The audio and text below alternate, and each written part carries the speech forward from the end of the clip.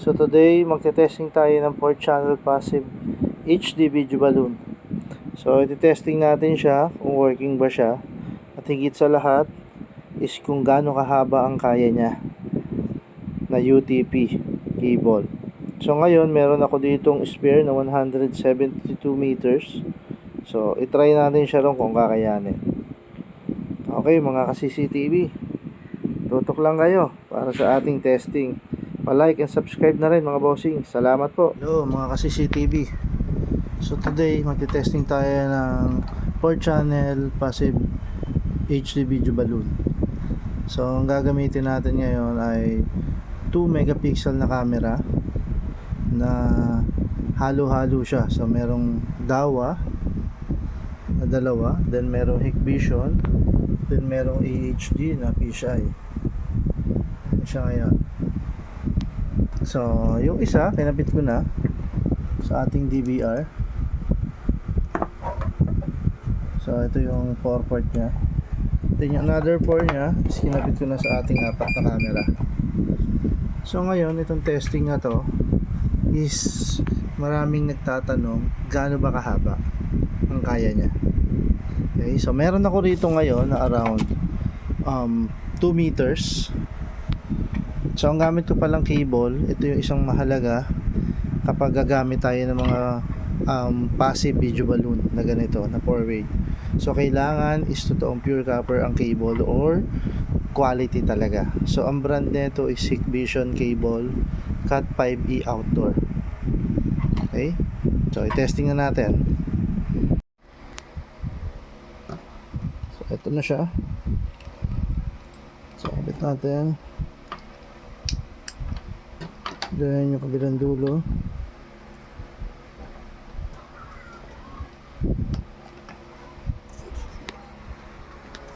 Ayun.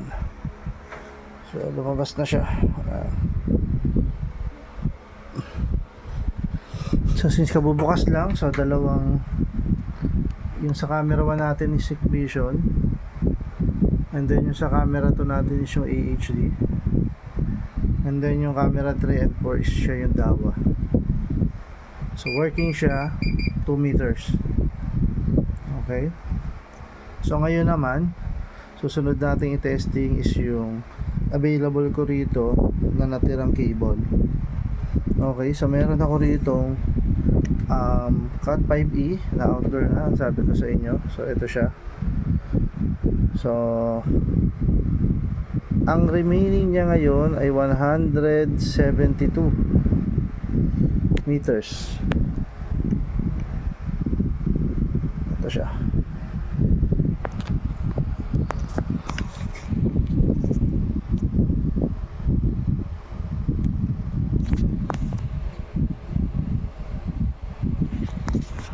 So hindi siya makita.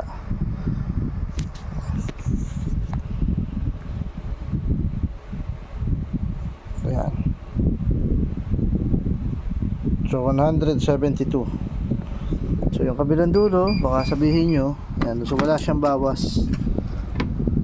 Kung papansin nyo dito is naka 0 pa siya. Ito.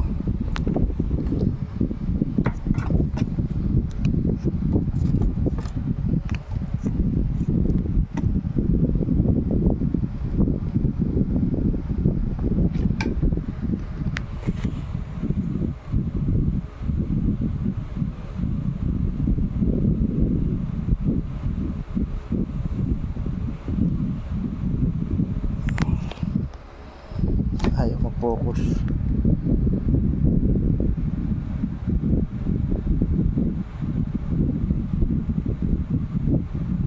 Ayan. So 0-0 siya. So ito yung start kasi ng ating Cat 5e. Ayan. So ito yung model niya. Parang okay, so ngayon sabit na natin.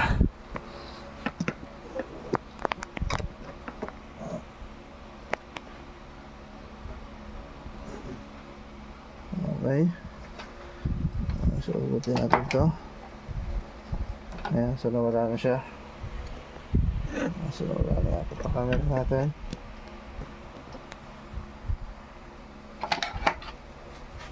So, ngayon, kabit natin ito.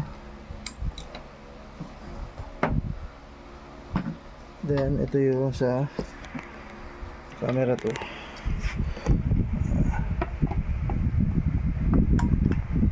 Ayan siya. Yan. So, gumana rin siya. 172 meters. So, hintay lang natin na maging colored para mag-auto adjust ang ating DVR.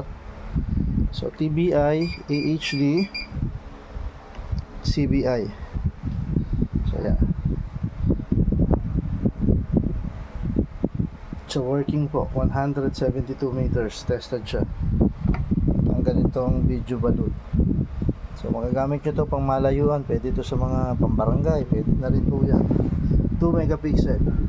So, kung nagustuhan nyo tong video na to, like and subscribe lang po tayo para testing natin siya sa 4 megapixel or 5 megapixel na resolution. Salamat, sir. Kung nagustuhan nyo po itong video natin, pa-like, follow, and subscribe na rin po sa ating page. Maraming salamat mga ka-CCTV.